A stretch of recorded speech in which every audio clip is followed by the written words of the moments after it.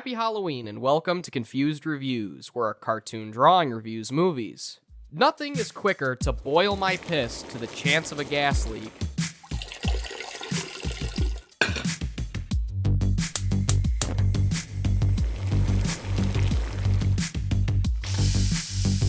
than when a movie comes out, blows expectations out of the water, causes the rulebook to become obsolete, and makes everyone stop and double-check their current draft, all while being bashed critically and tanking with audiences. This has been happening long before I was around and will continue way after I'm gone. But there is one film that was absolutely demolished upon release, seen as the biggest pile of alien shit since Beware the Blob, and yet today is hailed as one of the greatest cinematic achievements ever to bless the projector: John Carpenter's The Thing. Now I know this movie has been reviewed and dissected to death in recent times, with the outside world eerily mirroring this once overlooked epic.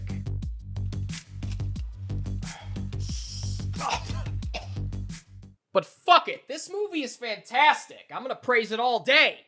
A long time ago, in a publisher's office far, far away, John W. Campbell Jr.'s Who Goes There was credited as the initial inspiration. However, recently, a short story called Frozen Hell has been found beneath the ice to be older than 1938's rendition. So for all we know, the concept could have been first written in Homer's Odyssey. Who's to know for sure? None of you fuckers were there. First things first, the story was slightly nabbed from to create 1951's The Thing from Another World, but limited budget and costuming turned this once unfathomable abomination to the human mind into the precursor to Stay Out of the Basement and that one vegetable gremlin. Chilling out until the late 70s, Universal was working behind the scenes to readapt the idea to coincide with an increasing demand for the spooky stuff. Then, in a sentence ripped straight from my Return of the Living Dead video, Tobe Hooper was the studio's contender to direct. And something I've said even more frequently than that was the producing party's insistence on not focusing on the story's core premise. Rather, another dude versus bigger dude in a rubber suit that didn't shapeshift and was toneless and incomprehensible. Because, as we all know from the movie's considered masterpieces, showing more of the silly monster is definitely the way to do it. Not. Hooper left, John Landis and Ridley Scott were shuffled in and out for certain increments of development until a reluctant young hippie was sucked in by the story and found its breaking down of actual human nature beyond interesting. Carpenter even compared it to the mystery novel, And Then There Were None, as well as stating he could take Who Goes There and translate it to fit his time. He's the man for his time and place. He fits right in there. It also helped to ease the empty-headed studio execs that John's instant classic small indie project, that didn't do great at first, but slowly climbed its way into being the most profitable independent horror movie for give or take 21 years. You might know it if you're really into niche atmospheric slasher cinema, which, as we all know, featured 51's version within. He also had the big brains to reject all of the terrible drafts that removed the spine-freezing chameleon-esque antagonist that really is integral to the message, alternatively allowing writer Bill Lancaster to run wild, conceiving many of the more unique and abstract moments, chopping down the crew from 37 to a much more manageable dozen, and smartly starting the story right at the moment of conflict. I feel like, we should start our stories where they begin. And the biggest upside to this flick is the insanely well done practical visual effects. But let's not get ahead of ourselves. Sorcerer of his craft, Rob Bottin's stellar work on the effects of the special variety aside, the most insanely baffling and mind-melting aspect surrounding this movie to me was the initial box office toll and reception from both professional critics and the mouth-breathing masses. As stated at the top of the video, this movie barely spider-crawled out from being a complete flop. Now, it's hotly debated as to if this was due to a jam-packed summer consisting of potentially the greatest lineup in all of modern film, including Blade Runner releasing the exact same Friday. But bigger than all of those, dominating every facet of pop culture, was the absolute antithesis to The Thing. Steven Spielberg's optimistic and hopeful money-printing bonanza, E.T. Or all of those elements blended together with terrors of the real world involving economic depression, better dead than red scares, and of course the parallels of another increasingly deadly virus. You know, AIDS!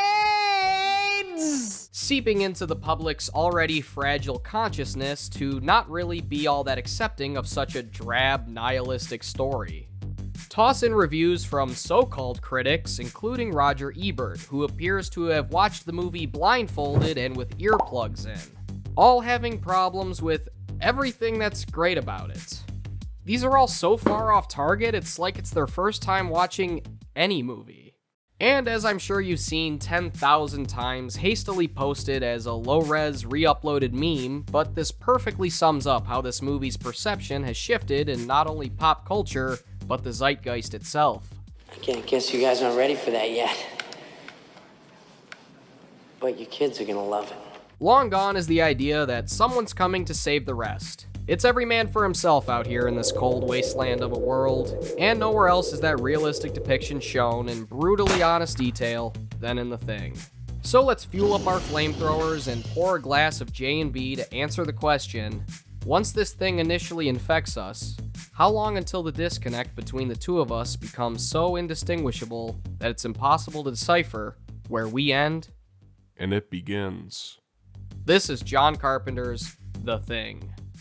The movie begins with a UFO on the same chaotic crash course that the Predator once took, and down in the Antarctic snow, we see a sled dog hauling ass away from a helicopter that's attempting to make sure the pup isn't scurrying off to be a CGI mess with Harrison Ford. Once near Outpost 31, a whole batch of American researchers are shown chopping it up. Blair, Childs, Clark, Copper, Fuchs, Bennings, Gary, Knowles, Palmer, Norris, and Windows, played by and having these respective mugs on this chart. With our final member being R.J. MacReady, played by Kurt Russell's hair and beard. R.J. chugs down some JB and tells the chessboard GG. Cheating bitch. As barbaric as this Pro-gamer move is, it not only subtly sets up the ensuing mistrust and anger for stuff that's almost human, it's exactly how I feel reading the movie's early reviews. I would call this the barf bag movie of July. I have some problems with it. One of them is, I think, the characters. They're not made into three-dimensional people. Their function is to walk down the corridor and...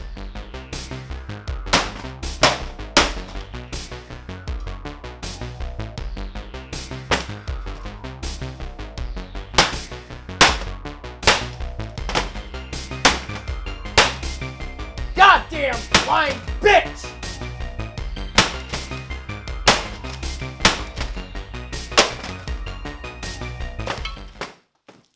And something I can only dream... Relax! Something I can only dream of as being similar to a case of Netflix cropping out jokes with aspect ratio, MacReady is also lounging out with a blow-up doll. All great bosses keep one close to the vest. What?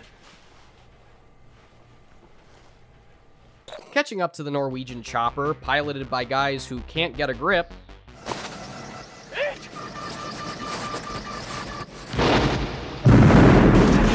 as well as one whose poor job at dispatching the direwolf allows Bennings to be harmed in the crossfire, and Four Eyes here to be in the market for a new nickname. And just like every single 7,891 things you never realized about The Thing videos from overzealous attention whores, yes, this guy is almost verbatim spoiling the movie's plot, with the Norwegian shouting, "Get the hell away from that thing. That's not a dog. It's some sort of thing. It's imitating a dog. It isn't real. Get away, you idiots!" And I'm sure it was a Scandinavian shit show in every theater as these frigid fucks threw snowballs at the screen and skied home. Realizing the dog must have been on their hit list for a reason, Clark takes in the good boy, and MacReady and Dr. Copper suit up and fly over to see what they've been missing, while swagging out with the best use of an ill-placed sombrero since Norm Macdonald's Burt Reynolds gag.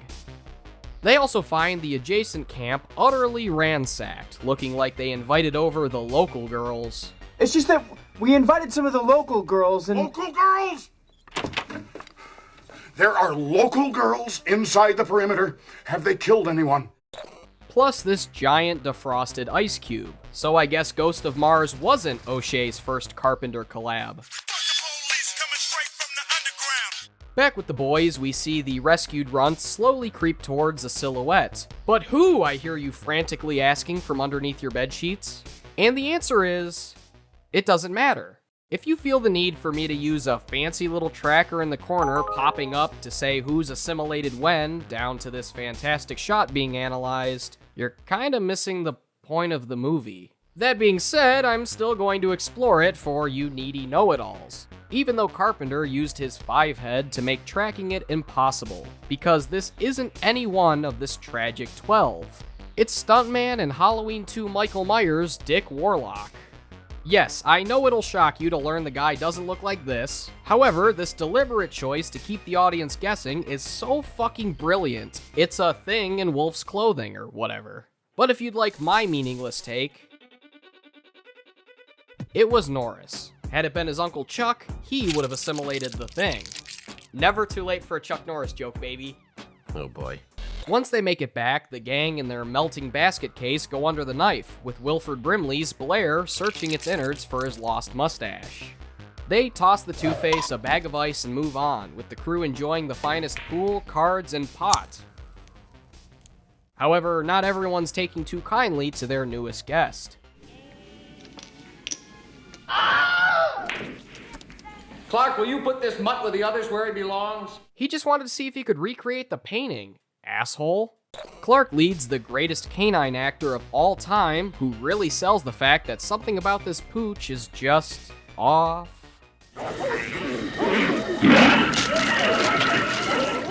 Yeah, don't think they're supposed to do that. Was this Resident Evil?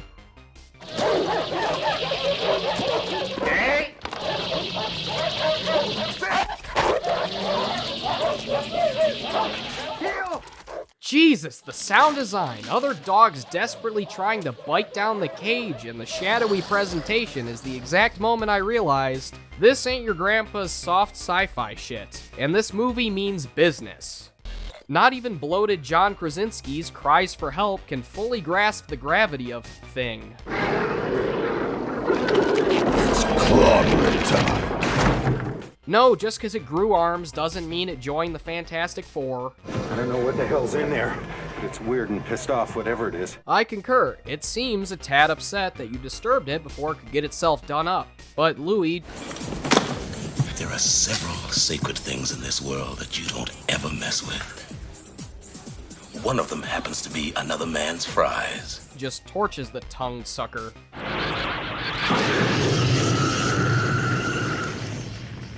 Later on, Blair's premonition of paranoia pays off as Knowles skates in to show off the roll bounce origin story, as well as someone's shredded long johns. Which means one of them isn't wearing underwear. More importantly, Blair gets to work on some Atari games and eventually gets around to showing off more horrific revelations than the Hellraiser movie. You get it, Grandma? Oh, Grandma.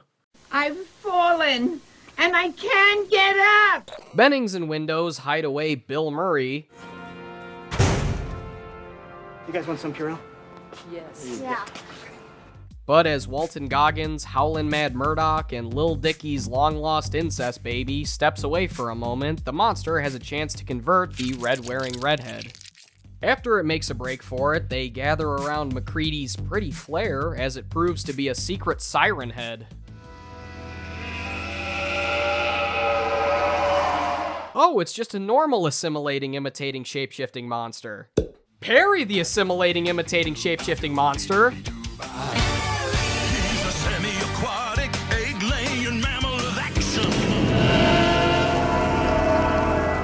Once the deed is done, Blair decides to perform a set system reset and seems to have fully gone mad. Come on, man, you don't want to hurt anybody. I'll kill you! Now the characters are isolated on all fronts. And Blair's axe backfires in the best use of a wood panel since The Shining. Here's Johnny! And they lock him away in the tool shed. Because he's acting like... A tool? Got it! Mac and Blair share a swig and recite yet another line that feels ripped straight out of the current day headlines. Trust's a tough thing to come by these days. Hold that message at the front of your brain, as we'll circle back to it. Their attempted test to biopsy the blood is cut short by, well, the answer should be blaringly obvious. Stop it. Huh? It's pretty good. Scariest of all is the utter exhaustion shown by Mac as he records the story on Professor Noby's tape recorder. Nobody trusts anybody now. It's such a primal, hopeless scene that is perfectly filmed and acted. We're all very tired. Very applicable to the last, 18 months. Just gotta flatten the curve. You okay, man? Fuchs' late-night crunch session is interrupted by a strange noise. What's that? And as he emerges from the hidey hole, he finds MacReady's torn clothes. No time to dwell on that red herring, because Mac, Knowles, and Windows' search party discovered an extra crispy Fuchs, and they can't decide who fuked him into a fiery grave. But I've got an idea. Here's the thing. Sorry. I believe this wasn't a suicide for a few reasons. Both accounted for creatures, presumably Norris and Palmer, were both in the rec room bickering with the rest over the buddy system. Also, the only guy left around who would have been by himself long enough to create this series of specifically planted events would have been the Blairenstein Blair, who inadvertently confirms in my mind that he's now one of them. I'm all right. I'm much better. And I won't harm anybody. And you gotta let me come back inside. And the cherry on top of this whole theory is that Fuchs' alternate demise came at the sharp end of a shovel, which didn't pin him to the wall by himself. Checkmate, movie. Cheating bitch. But again, you're supposed to decide for yourself. Knowles leaves Jack Burton behind, who vents his way back inside, but no need for that because Mac's still just a squishy human. Anyone messes with me and the whole camp goes. Come on, child, burn me. Too bad Norris gets tired of waiting for an attack, so his heart does it for him. As the doc tries to Fuck! As the doc tries to Fuck, I'm not gonna be able to say it! As the doc tries defibrillating the big guy, well... Clear! Clear.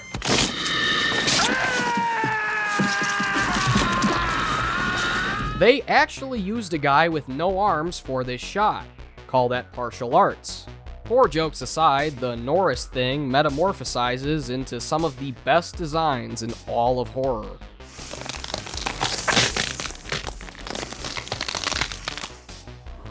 You gotta be fucking kidding. Which of course would be recycled many years later in It Chapter 2. You gotta be fucking kidding. Richard, what's happening? Richie, what's happening to me?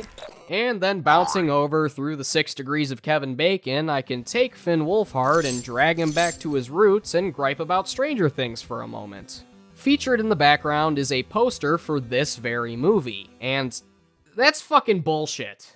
As much as I adore this movie and wish every man, woman, and Norwegian child would watch it, there's no fucking way this little podunk Indiana town had a single one of those damn posters in the 80s, when 8 motherfuckers from that corn-shucking shithole even saw it theatrically. Alright, yeah, that's fair. So, where were we? Oh yes, the endlessly iconic blood test scene. Mac reveals he plans to test all of their blood with Copper's copper wire, and he slowly runs through the samples. Mac, Windows, Childs, Knowles, and Gary check out, but Clark headed out early. Even though he was human. Whoops. The suspense in this scene is enough to bite off whole fingers. It's incredible. The suspense is terrible. He's gonna go this time. I hope it'll last. And if you're keeping score at home, that would mean Palmer finally finds the time to show off his true boily body, as well as kill off another man with a fro. Nom nom. Whoa, it's enough for even Gare Bear to lose his temper. And when you find the time, I'd rather not spend the rest of this winter Tied to this fucking couch! A small production choice that solidifies Dean Cundey as one of film's all-time best cinematographers, on top of his huge body of work, is the lack of an eye light on Palmer, signaling he's toast. This whole scene just oozes stress that makes my asshole pucker every time that by this point in the flick I wonder if I'm about to suffer a coronary. What? So with Childs on lookout, the three amigos find Blair's secret underground Bat Cave lab, who has been rebuilding its UFO for the last few days. I love the idea of an assimilated Wilford Brimley sneaking around the complex for parts. Now there's something that prequel should have explored. But that CGI cluttered catastrophe that wasted the beautiful practical effects and simply rehashed everything this movie did, but with the guy who played Lloyd Christmas in Dumb and Dumberer, is for another day. God, this guy went 0 for 2 on prequels, huh? Anyway, as they prepare to set off the fireworks, Knowles notices Childs running off to catch the ice cream truck. At the same time, MacReady informs the others that their chances of getting out of here are slim to fucking impossible, so the only way to make the sacrifice worth it is to make sure the thing doesn't either.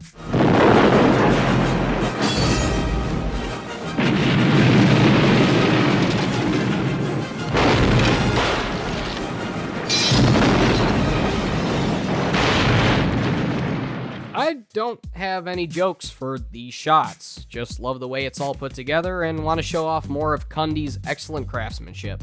Carry on. Or should I say Gary on, as the second he splits off from the two while setting basement explosives, he is politely asked to use his indoor voice.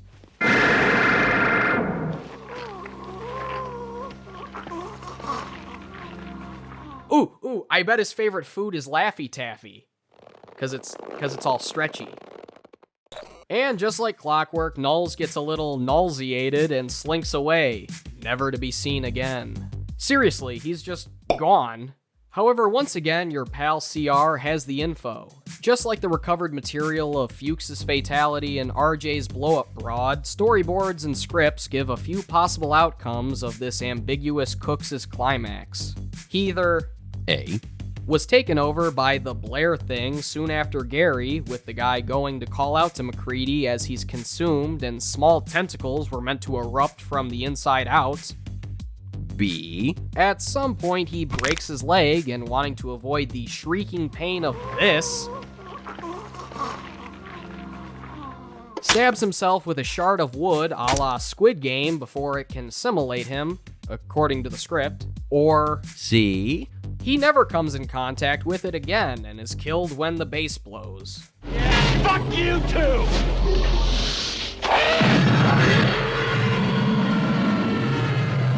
My takeaway is that even the things they couldn't shoot leads to a great vague outcome that leaves Mac all alone. And after an hour and 40 frightening minutes of mistrust and fear, we've arrived at the final scene. You the only one who made it? And the most scrutinized and pondered question of the film. Let's toss it on one last time and bang out the last of this tinfoil trilogy. Who was who in the last scene? Childs pops back in, conveniently following the explosion, and even though Ego and Elroy are both dead tired and still stressed out, they call a France and settle the truce over a drink and a laugh.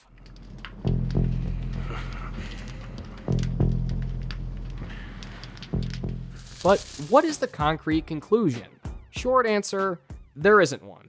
To this very second, this movie's final moments are more inconclusive than a Mythbusters B story. The long answer is that it's complicated. According to the 2011 Pussy prequel, the creature can't replicate non-organic material. I'm vegan! But also the false notion that you can't see Childs' breath, which, thanks to advanced tech, we now caught him exhaling in 4K. Like that! But bigger than both of those is the theory that Mac hands him a bottle full of gasoline, and as he chugs some down, it proves to RJ that his crewmate is an imposter. Now, was it diesel or unleaded? Well, neither, because it can not only replicate the looks of its victims, but memories too. So, what does all this shit mean? Excluding prequels, games, comics, and Pingu parody videos, the ending holds water for all or none of these theories. And for me, I'd rather continue discussion of all stripes rather than putting my foot down on any single salacious idea. This cold, bitter end is, like I've already mentioned, the point.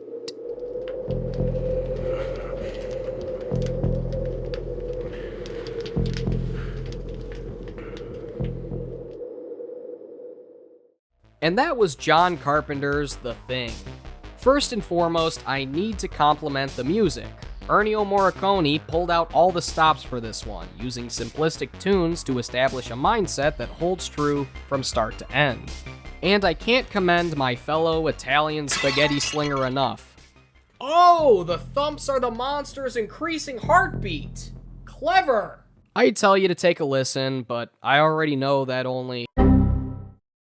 From the cast, acting, cinematography, pace, themes, and wardrobe, every piece of this shape-shifting puzzle is perfect. John Carpenter also knew what to omit from the original's plot. Instead of 99% of other 1950s science fiction epics, The Thing doesn't waste a single second on useless science jargon that's not even correct or digestible to the simple populace to begin with.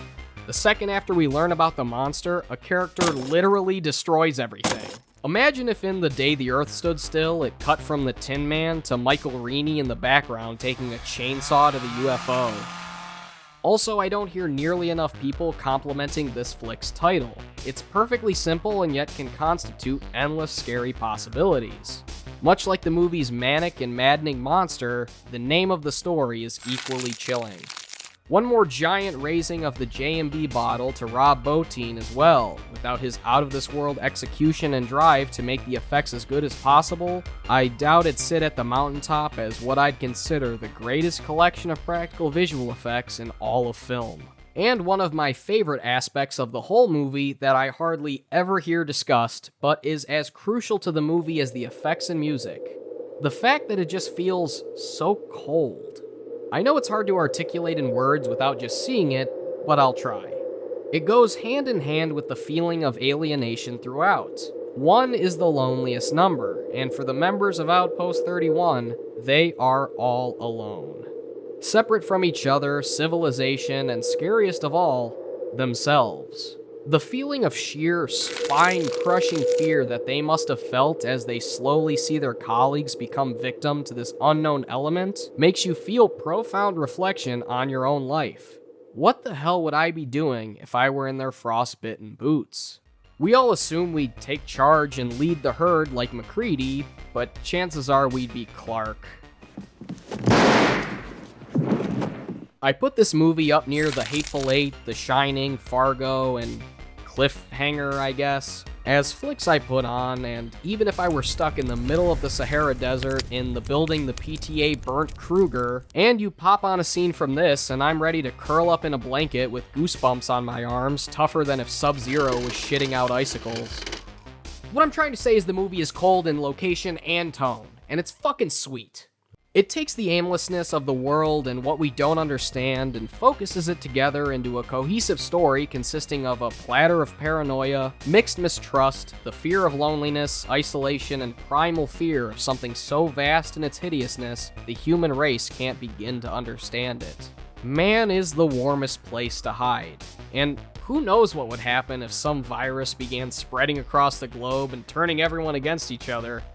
Glad this is just a silly, scary movie, and that would never happen for real. See, their morals, their code. It's a bad joke. Dropped at the first sign of trouble. They're only as good as the world allows them to be. I'll show you. When the chips are down, these civilized people, they'll eat each other. The thing is, clowns, we do in fact live in a society. I'm going to give John Carpenter's The Thing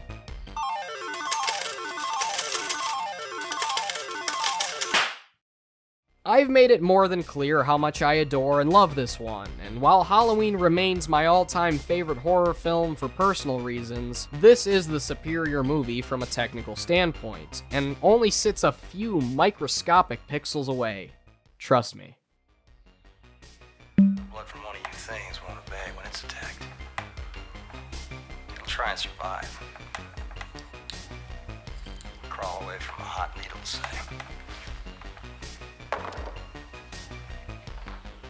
Happy Halloween, fuckers.